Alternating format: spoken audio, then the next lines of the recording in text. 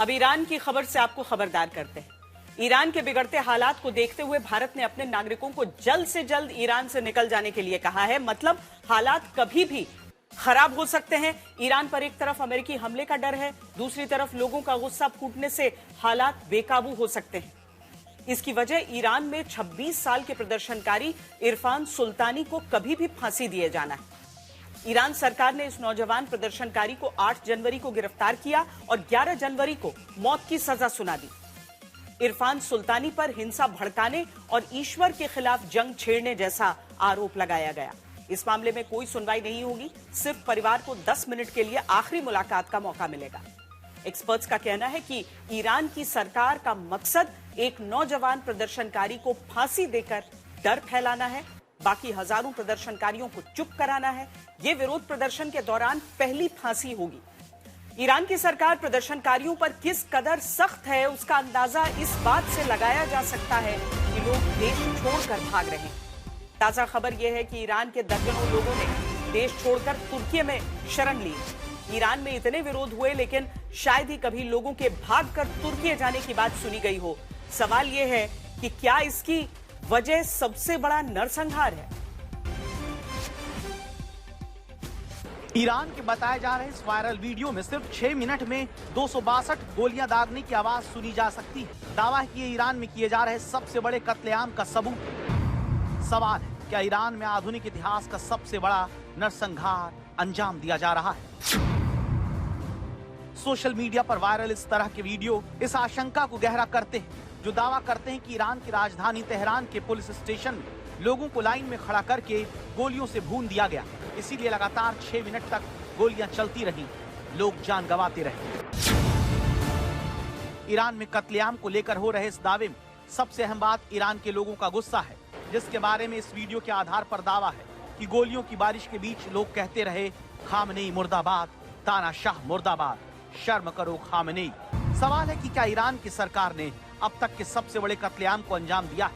क्योंकि ईरान में 12,000 आम लोगों के मारे जाने के दावे किए जाते हैं, वो भी 8 और 9 तारीख के भीतर। ब्रिटिश वेबसाइट ईरान इंटरनेशनल का तो कहना है कि बीते 17 दिनों में 20,000 प्रदर्शनकारियों की हत्या की गई है।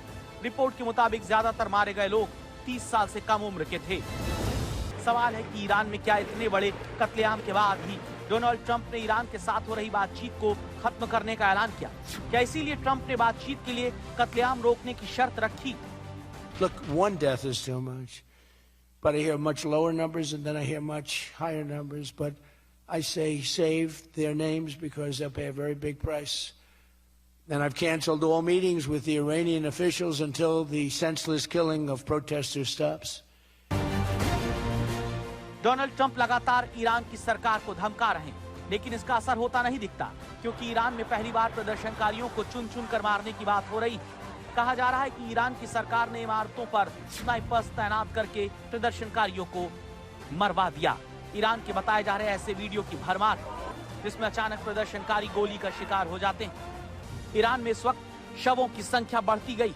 हर जनाजे के साथ ईरान की सरकार को लेकर गुस्सा बढ़ रहा है। इस वीडियो को लेकर दावा है कि लोग नारे लगा रहे हैं, सम्मान से खामनेई मुर्दाबाद। ईरान में पहले ही विरोध होते रहे, लेकिन इस बार ईरान की सरकार बहुत सख्ती से इससे निपट रही है।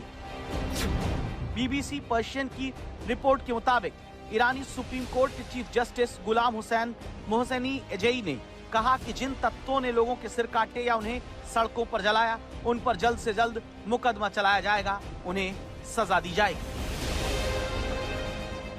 ईरान से लगातार शवों की तस्वीरें आ रही हैं। वीडियो में तेहरान के मुर्दाघर भरे हुए हैं। इन वीडियो के जरिए दावा हो रहा है कि ईरान में नरसंहार हुआ। आज तक ने जब ऐसे वीडियो की पड़ताल की तो तेहरान के कैरिजाक फॉरेंसिक मेडिसिन सेंटर के रूप में इस जगह की पुष्टि होती है। तस्वीर में साफ दिखाई दे रहा है काले बॉडी बैग की आज तक की तरफ से की गई अनुमानित गिनती से पता चलता है कि एक ही जगह पर कम से कम 180 शव थे। एक दूसरे वीडियो में मुर्दाघर की स्क्रीन पर 250 शव की गिनती दिखाई देती है। यानी ईरान में प्रदर्शन करने वालों की लाशें बिछा दी गई। भले ही आंकड़ों को लेकर अलग अलग दावे हों, इसकी एक बड़ी वजह ईरान में इंटरनेट बंदी है, जिससे ईरान का सच बाहर नहीं आ पा रहा। ईरान में हालात बद से बदतर होते जा रहे हैं। महंगाई और बेकारी से लोगों का बुरा हाल है। ईरान की अर्थव्यवस्था ठप हो चुकी है। आगे भी उम्मीद नहीं दिखती। इसलिए इस बार जनता मरने पर आमादा है। लेकिन जिस तरह से ईरान की सरकार पर अपने ही लोगों के सबसे बड़े कत्लेआम के आरोप लगते हैं, उससे ये बात साफ होती है कि ईरान की सरकार इस बार जनता के सबसे ज्यादा दबाव में है।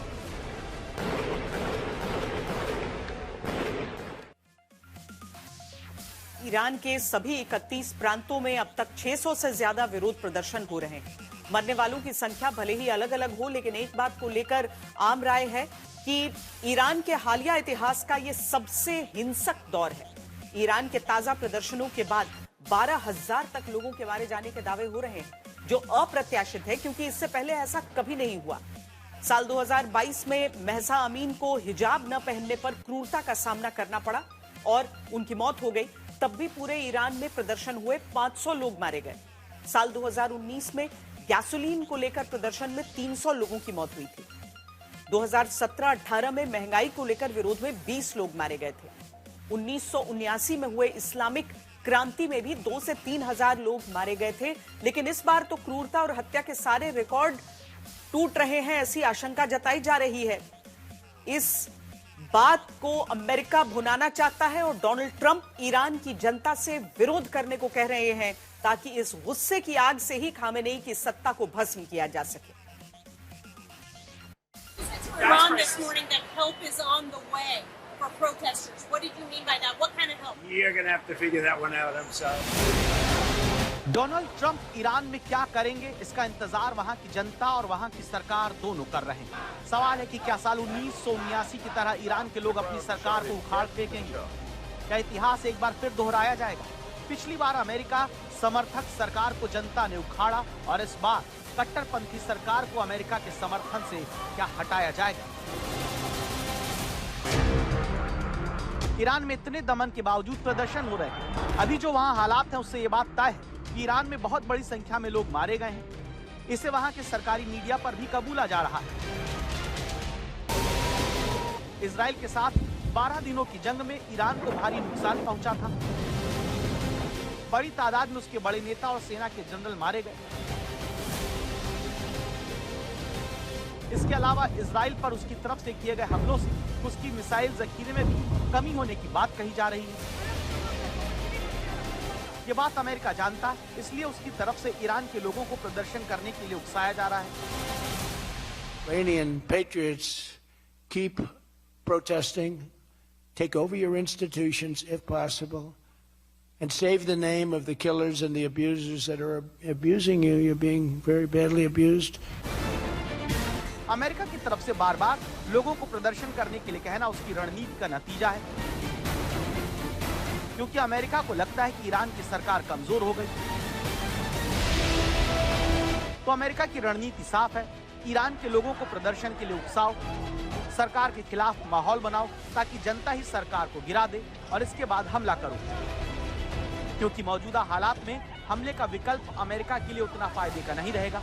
ईरान को सबक सिखाने के लिए अमेरिका के सामने ईरान के परमाणु ठिकानों पर हमले का भी विकल्प है, लेकिन इससे प्रदर्शनकारियों को फायदा नहीं होगा। आम लोग भी इस हमले की चपेट में आ सकते हैं।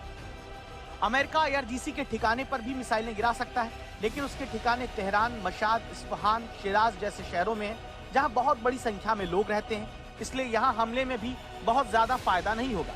तीसरा विकल्प ईरान के सबसे बड़े बंदरगाह बंदर अब्बास, ईरान के सबसे बड़े तेल टर्मिनल खर्ग द्वीप और सबसे बड़ी गैस फील्ड साउथ पर्स पर हमला करने का हो सकता है। इन तीनों जगहों पर हमले से ईरान को सीधा और बहुत बड़ा झटका लगेगा, आर्थिक नुकसान होगा। इससे दुनिया के एक बड़े हिस्से की तेल सप्लाई बाधित होगी, क्योंकि यहीं से तेल बाहर जाता है। अमेरिका इन तीनों विकल्पों में जिसे भी चुनेगा, उससे ईरान की सरकार को फायदा होगा, क्योंकि वहां की सरकार बाहरी हमले से ईरान को बचाने की मांग करेगी और विरोध कमजोर होगा। इसलिए अमेरिका चाहता है कि पहले ईरान की सरकार बदले। ट्रंप क्या चाहते हैं ये भले ही किसी को ना पता हो, लेकिन ईरान के लोग बेहतर जिंदगी चाहते हैं, दमन का खात्मा चाहते हैं, जिसके लिए वहां के नौजवान सड़क पर निकल चुके हैं। अमेरिका मौके की तलाश में है। वो ये तो मानता है कि ईरान की सरकार, उसके सर्वोच्च नेता की सत्ता कमजोर हुई है, लेकिन वो जनता के प्रदर्शन से ढह जाएगी, ऐसा उसे अभी तक नहीं लगता। इसीलिए अमेरिका एक तरफ जनता के गुस्से की आग को हवा देगा दूसरी तरफ संभव है ईरान के परमाणु ठिकानों को पूरी तरीके से तबाह करे, जो ईरान की सरकार की सबसे बड़ी ताकत है, अमेरिकी विरोध का आधार है। लेकिन फिर भी खामेनेई के सिंहासन को हिलाना मुश्किल है। ईरान में भले ही जनता चुनावों में हिस्सा लेती हो, वहां राष्ट्रपति बनता हो, लेकिन असली ताकत खामेनेई के पास है, जो ईरान के सर्वोच्च नेता हैं। उनके पास देश की ताकतवर सेना पर पूरा कंट्रोल है, सभी कोर्ट और मीडिया पर उसका राज है। ये ईरान के सर्वोच्च नेता का पहला सुरक्षा कवच है। दूसरा सुरक्षा कवच राष्ट्रीय सुरक्षा परिषद, प्रशासनिक परिषद और सांस्कृतिक क्रांति समूह है, जिसके जरिए सीधे ईरान में जनता को कंट्रोल में रखा जाता है। सांस्कृतिक क्रांति समूह अक्सर हिजाब न पहनने वाली महिलाओं पर कार्रवाई के लिए सुर्खियों में रहती है। इस तरह ईरान के सर्वोच्च नेता ही देश के सब कुछ हैं। जब तक ईरान की सेना और उसके अफसर विद्रोह नहीं करते, ईरान में सत्ता बदलनी मुश्किल है, क्योंकि ईरान पर जमीनी कार्रवाई करना अमेरिका और इजरायल दोनों के लिए जोखिम भरा है। और उसके बगैर खामेनेई कैसे सत्ता से हटेंगे, ये बहुत बड़ा सवाल है।